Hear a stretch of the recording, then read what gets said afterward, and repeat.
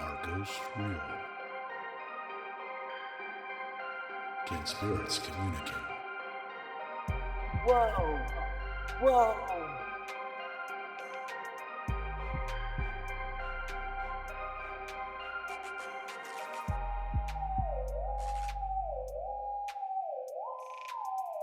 Can you say hello?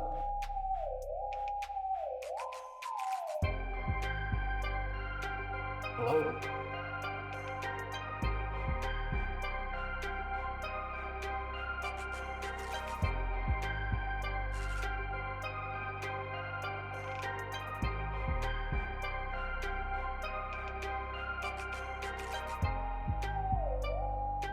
Something touched me.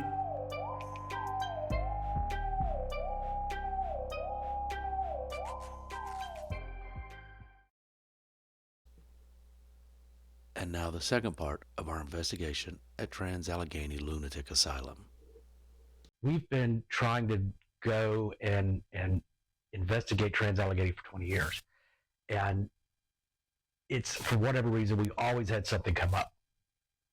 So to be able to finally go do this, it had to be our first one. It just had to be. It's pitch black. Can't see anything.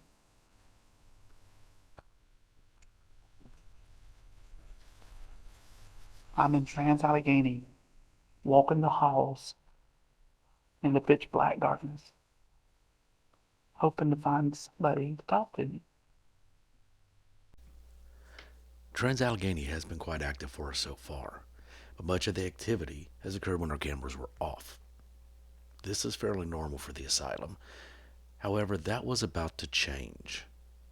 We make our way to Dean's room, a harmless young man with an intellectual disability whose life met a horrifyingly gruesome end. So it's important to understand Dean's story, first of all. He was, based on what we understand, what has been recorded, he was, I guess, acting up as any child or childlike person would, and was put into another confinement space with people who were more in need of correction. So these were the not so good people. He was not there one day, and two of them killed him. And didn't just kill him, but brutally killed him. From trying to hang him several times to finally putting his head underneath the bedpost and jumping repeatedly until those bedposts pierced his brain.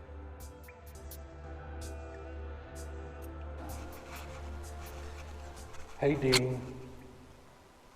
Hello? Hey, buddy. How are you?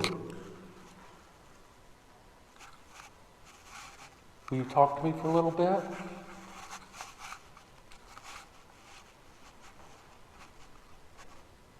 How old are you, Dean?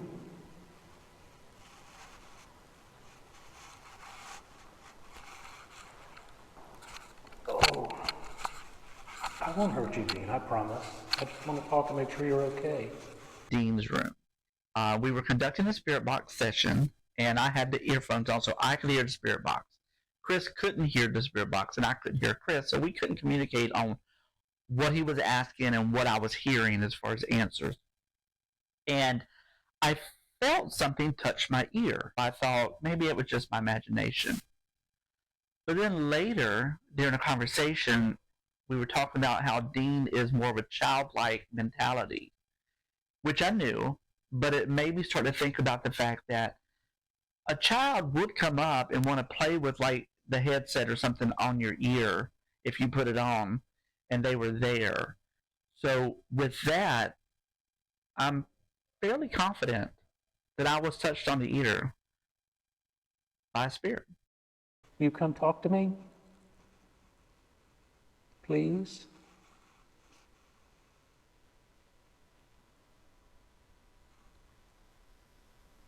Dean, you don't have to worry if anybody else is here. Just come talk to me.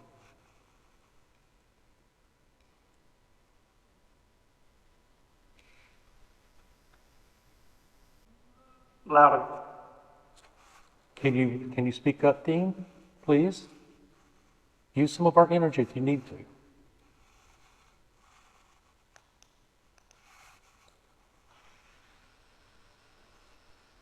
You did them?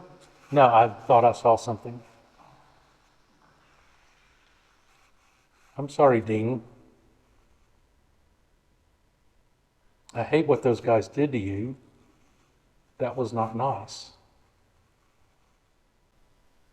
But will you come be my friend? Hello? Dean, will you come be my friend? Come sit with me? I can't. Why? Why can't you? Do you not want to come sit with me? I don't want to. Why don't you want to? I'm not going to hurt you. I'm a nice guy. Everybody? Help me.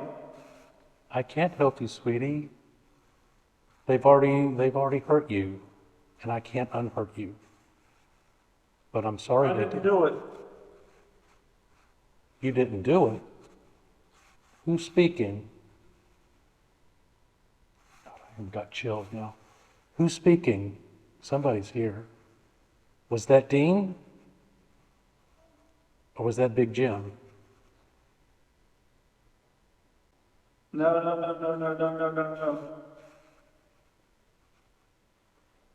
Okay, Dean, it's okay. Hardly? Hardly what? Don't make me.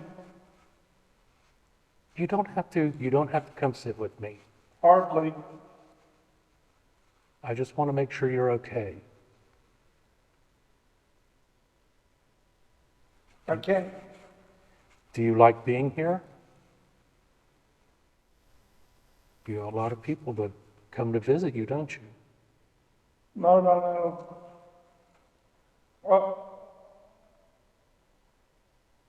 What's wrong, Dean? Buddy? What's wrong? Talk to me. Tell me what happened. Will you not talk to me now? What do you mean? You stopped answering my questions. I want to make Run. sure. Run? Why? Why? Why do I need to run? You couldn't give me a hug at least? I just want to be your friend. I can't. Why?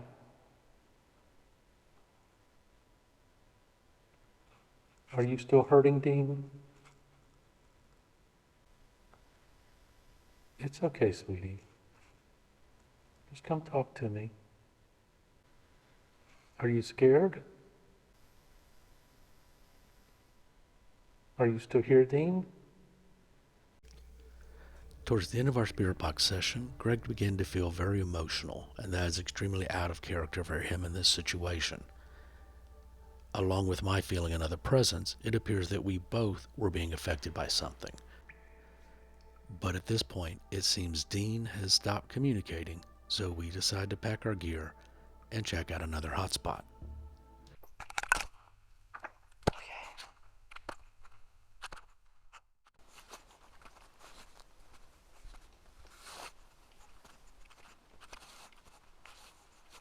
Hold on.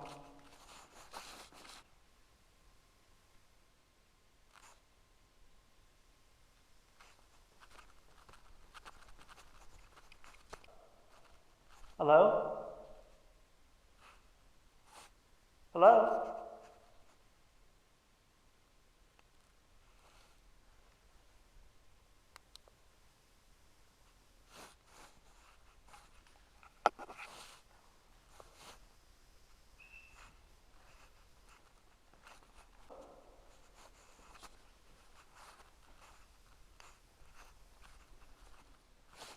Hello?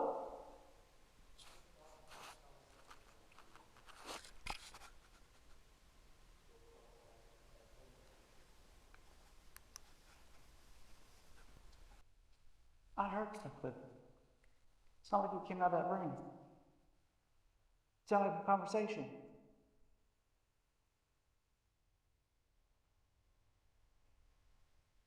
Can you slam the door for us?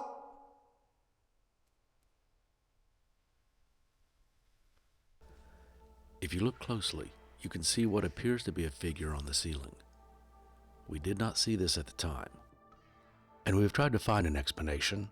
However, the walls do not have any ledges or anything that would provide a place for a large animal to sit. Is this the creeper that we were told about? The gray figure that stalks the halls of Allegheny?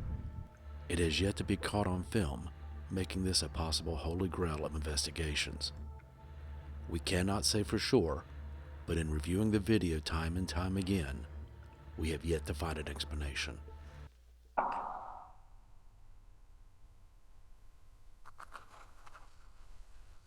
Can you finish this?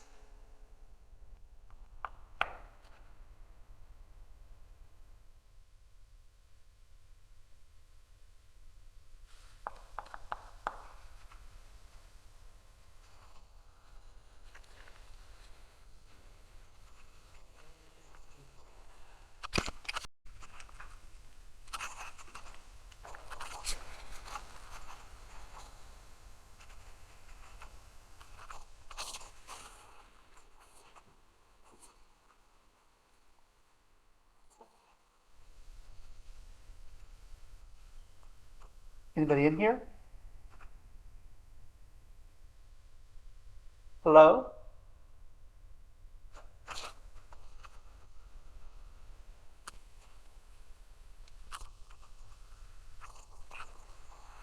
Hello?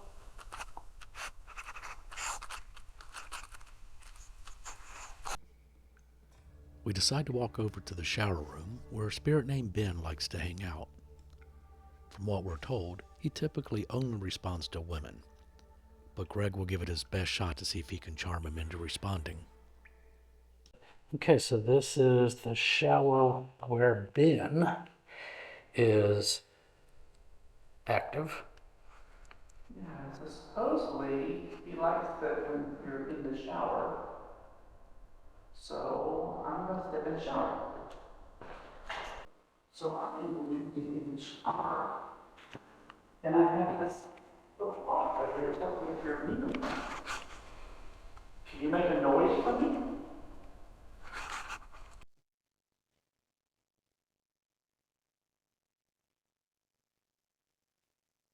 Good. Nothing?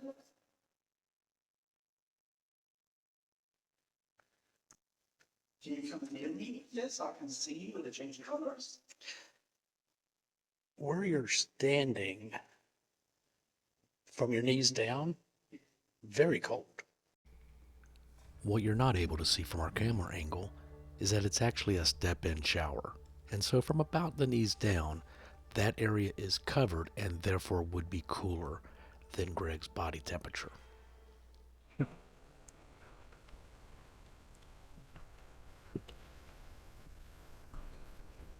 This one now. Anything? No? Come on, Ken.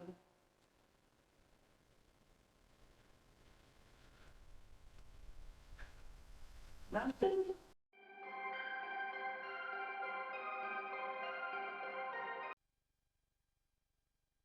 Oh, hi guys. This is Greg from Chris and Greg's Haunted Road Trip. I do hope you're enjoying the show. Don't forget to go to our website at youtube.com/@Arise Entertainment and hit subscribe. Now, let's get back to the show.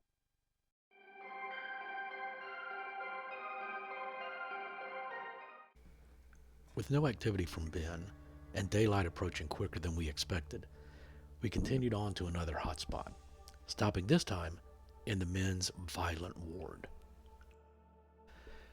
Greg begins with an EMF sweep to see if he can identify any spikes in energy. Then we move into a blind spirit box session to try and contact any spirits who wish to speak with us. I'm gonna go under. Yeah, to start with.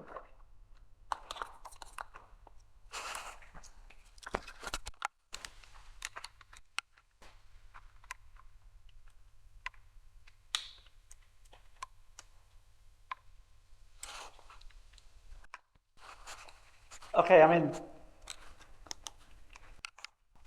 We're here with us. Can you tell me your name? Don't be shy now. Something touched me. I'm not sure. Maybe not. It felt like it.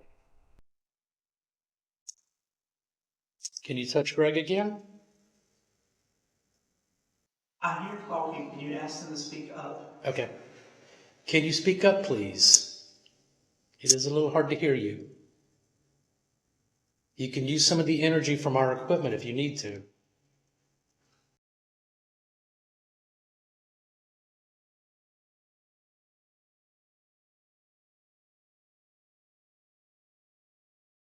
Let's do a digital. I have it in my pocket. You can put down. Okay. Want to do a digital?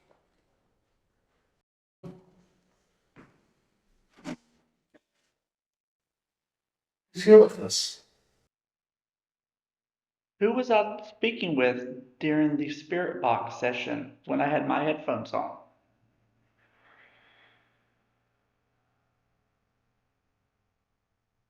Was that Henry? Sound like you guys were having a conversation. Well, it's been a long time, Henry. I heard music too. They let you guys play music? What's your name? Is your name Henry? Were you having a party?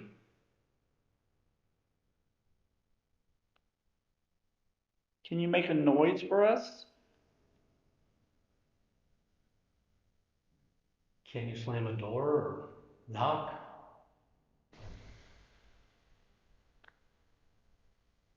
Can you finish this?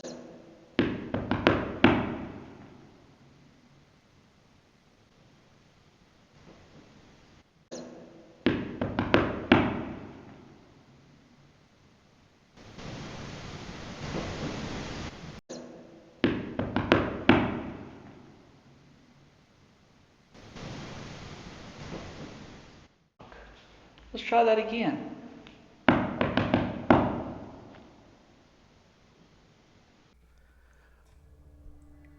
On the second question, we did hear 2 faint knocks, though they were not captured by our audio recorders. There's no doubt these were intelligent responses. After a while, the interaction stopped, and we had to move on to cover more ground before daylight. This time, we stopped in Lily's room. So Lily, but essentially, she was, from everything we can tell, a girl who was born at the asylum to a patient who was raped by Civil War soldiers. Her mother died during birth. The nurses took over, raised her, and then when she was 9, unfortunately, she died from pneumonia. Yes, but just for clarification, guys, if a child was born at the asylum, they were automatically admitted to the asylum, Yes. and they spent their life there. And you'll see in the room, they've brought lots of toys. We brought her some candy. Try to connect with her. I felt like we would make some kind of connection with her. I feel coldness. Lily, is that you? Feeling a coldness overcome him, Greg decides to conduct a spirit box session, and I gear up the thermal camera. So, Chris is going to ask some questions, and I'm going to listen for your voice, okay? It's just going to help me hear you. So use all the strength you can to talk to us. It's here that we capture a light anomaly. Could this be Lily coming to join us? Neither the camera nor the light source are moving, so we can rule out a lens flare. And you can use my energy if you want to talk to us. Lily, we don't want to hurt you, sweetie. And hopefully we're not scaring you. We just want to make sure you're okay and maybe play with you a little bit. Do you like to play ball? It's probably past your bedtime, but if you'll come play with us, we won't tell anyone. It'd be for sleeper. Do you want to have a tea party?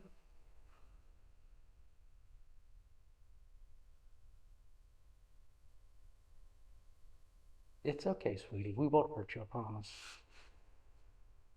Ask whatever you just asked again. Do you want to have a tea party?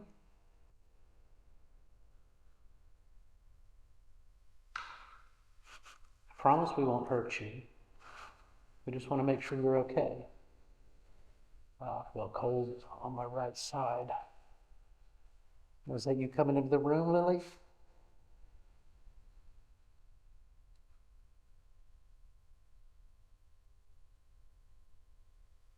We love children. I hear singing. Is that you singing? What are you singing? While the activity in Lily's room seems to be dying down, our next stop is truly surprising and shakes us to the core. We head over to the auditorium and Civil War wing, where reports of apparitions and shadow persons are common.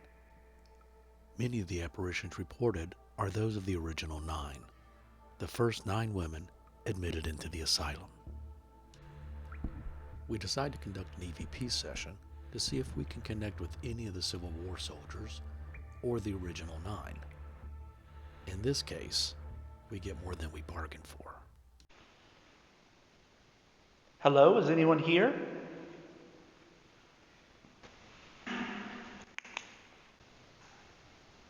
I heard a bang. We came a long way to talk to you. Can you talk to us? If you made that bang, would you do it again? Is anyone here?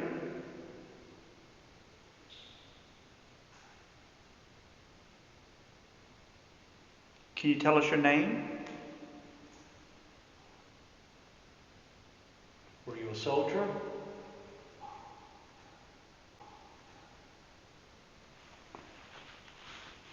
If you were, I want to thank you for your service. Can you manifest for us? I actually felt something on my lower leg, but it wasn't like that. We catch this light anomaly right as I feel something touch my leg. We have been told there's an old lady in a wheelchair that will push or pinch legs as she tries to maneuver the asylum. Perhaps this was her. It is here that Greg decides to explore the far side of the auditorium alone, while I stay back and observe. While no EVPs were captured, Greg did encounter something better, a shadow person. What we did not realize at the time was that something had drained Greg's body cam battery, so the main cam footage is all we have. When I'm down there, I turned off my flashlight so I could get a sense to see if there was anything out of the norm, if I heard anything, if I saw anything.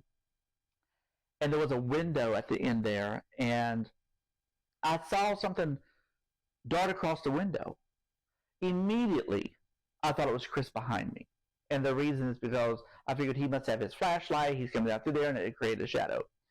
So I turned around to start to talk to Chris, and I realized he was way at the other end, and he was working with the camera at that end of that big cafeteria type room that we were in. And I told him, I think I just saw a shadow figure, because I honestly didn't know what else it could be. We continue to search for the shadow person, beckoning for a response for another 30 minutes. It was nearing 4 a.m., and we had one last place that we really wanted to investigate. There is a section of one wing that most guides will not enter, and we wanted to investigate it. Hands down, this was one of the most impactful events of our entire investigation.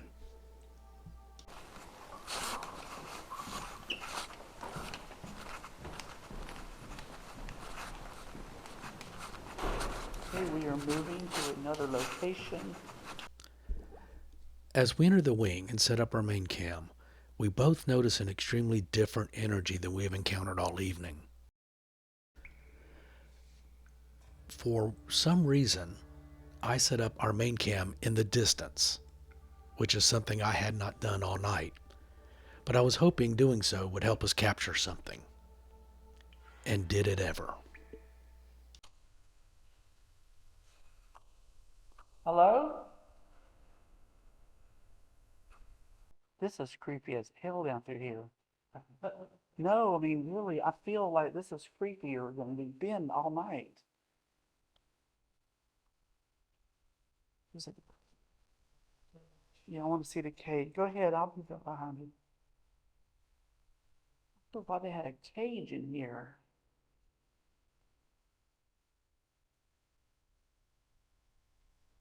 They locked somebody up in a cage?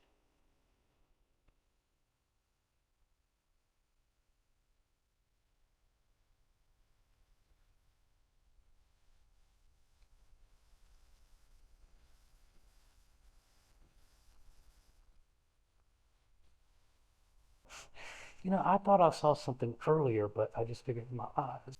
Hello? Is there someone down here? We hear you like to play baseball.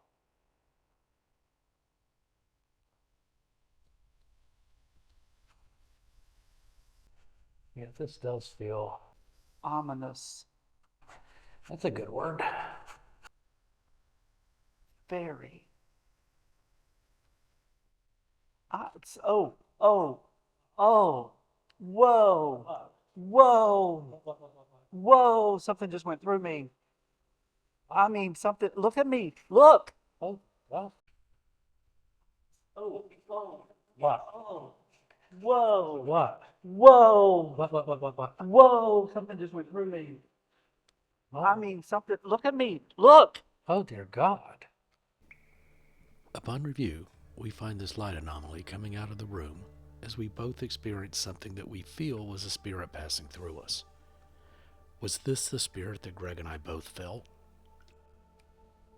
You get that look? Oh my God. I did too. Wow. Can you make a noise for us? I feel like it came out of this room. Ooh. There is something right here, Chris. I don't feel it in here, but I felt it coming through that door. You feel it? Who are you? EVP's mission right now. Hold this.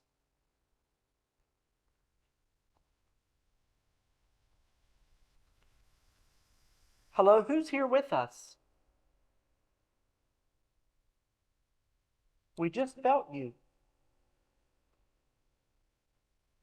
Shh. Can you talk to us?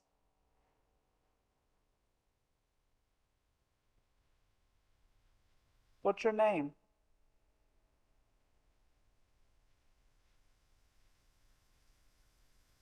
How long have you been here?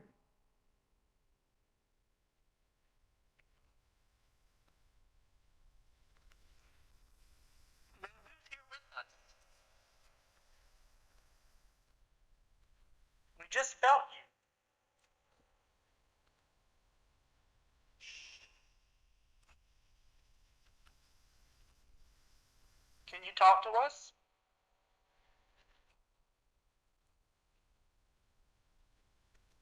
What's your name?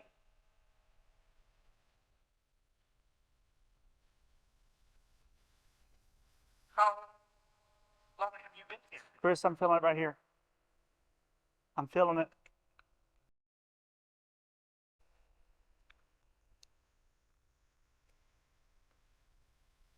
Are you playing around with us? I can feel you. Why don't you talk to us? Can you finish this?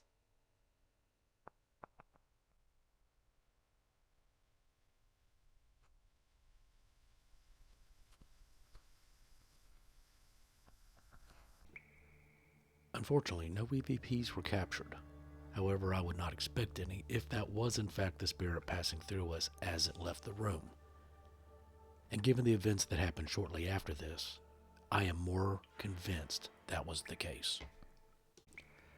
Given our experience here and the lingering effects, we continued to search the wing for any possible sign of paranormal activity for about a half hour.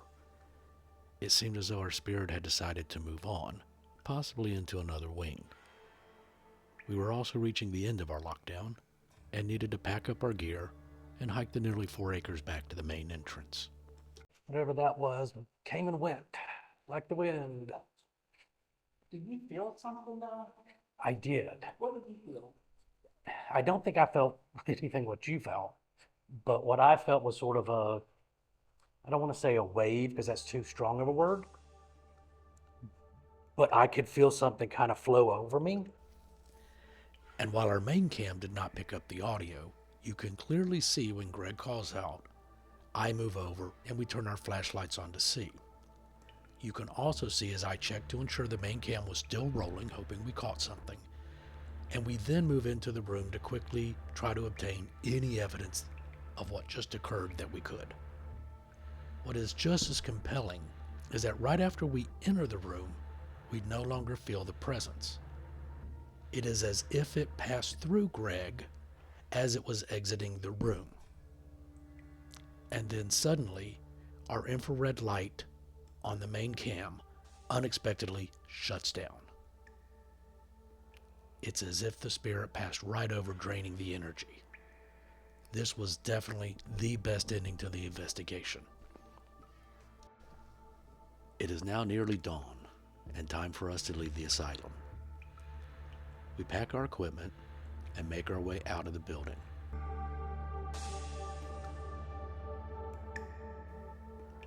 As we pack our equipment into the car, we breathe a sigh of relief that the night is over. And as we drive away, the asylum loomed behind us, a dark silhouette, filled with emotions of the past and a reminder that some places are only meant to be experienced, not understood.